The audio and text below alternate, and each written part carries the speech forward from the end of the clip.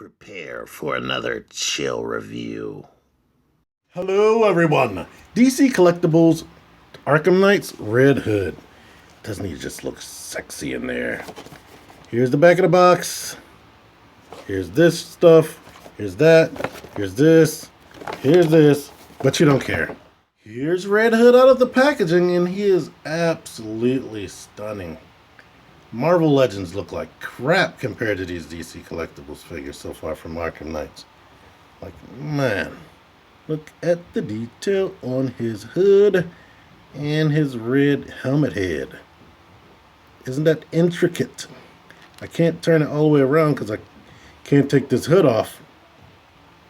I watched Breeve's review of this guy and I found out that this hood should not be moved or it's going to tear off right there because it's just cleared up there. But outside of the jacket and the hood, there's no other soft material or soft plastic. Like, it can flex and get out of the way right there, but it doesn't really move.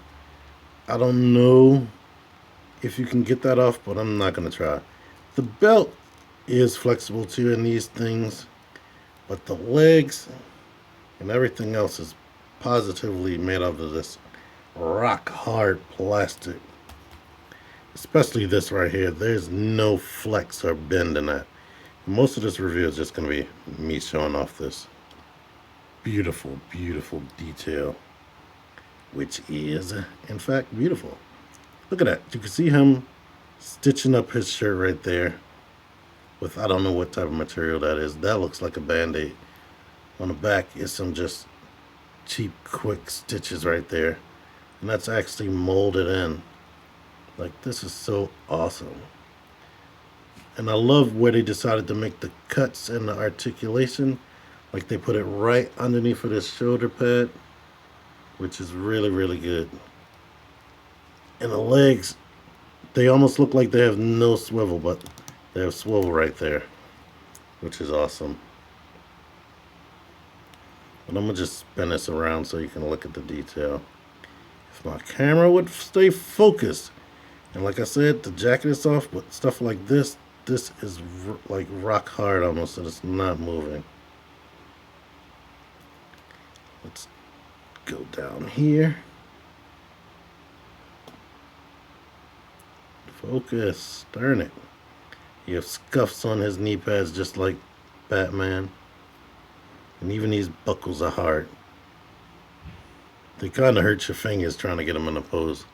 And let's go over the articulation. I'll show you the head could look down and up, but it's under that hood, so it's very hard to move. But if you play the game, you notice that he barely looks at where he's actually going.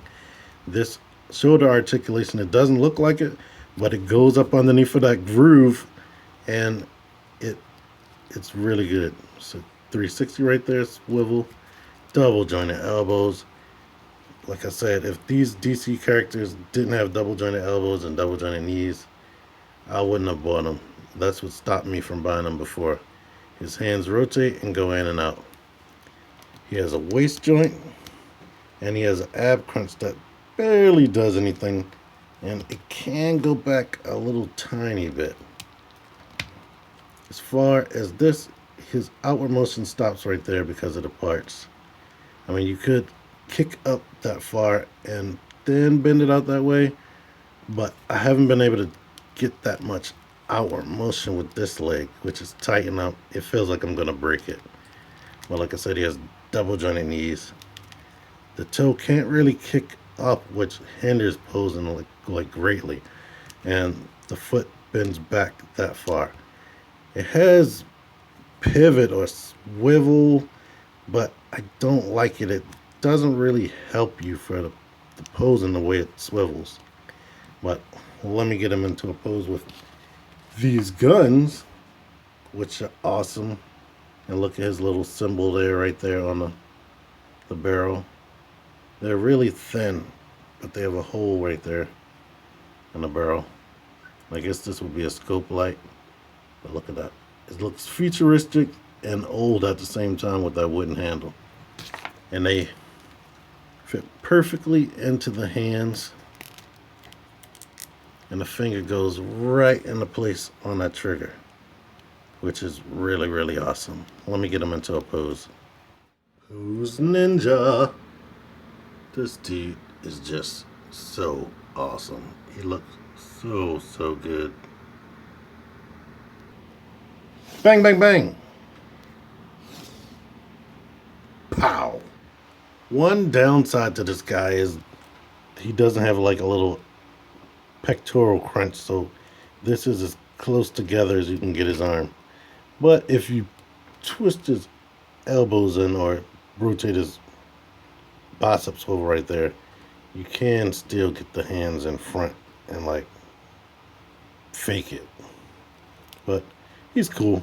I do wish that the ab crunch bent more, which would be awesome. And I was gonna hold this video off until tomorrow. I don't know if I'm gonna upload this on Sunday, but I'm supposed to be getting a display stand so I can do poses and stuff like this. Well, let me compare him next to Batman before I end things. I said just Batman, but there's Harley too. And she's just a little bit shorter. So yeah, at the end of the day, this is an amazing figure. And I definitely will recommend it. If you haven't already bought him from GameStop, good luck. Because this guy goes for like $100 on eBay.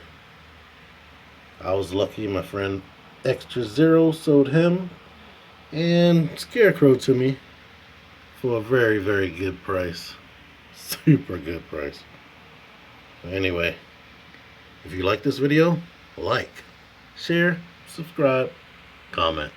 T-Man978 out of here. Wait. I forced it by accident, and he is able to get a deeper crunch. Now, I love this guy.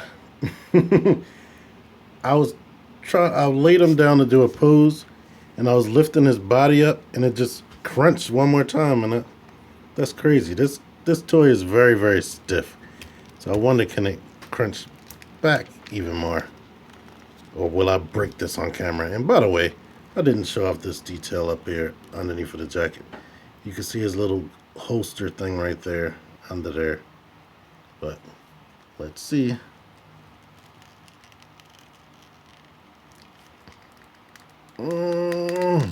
Yep, you can bend back one more click too. So I guess lunging poses right there. So that's cool. And now it's really over. Bye bye. Pow, pow, pow.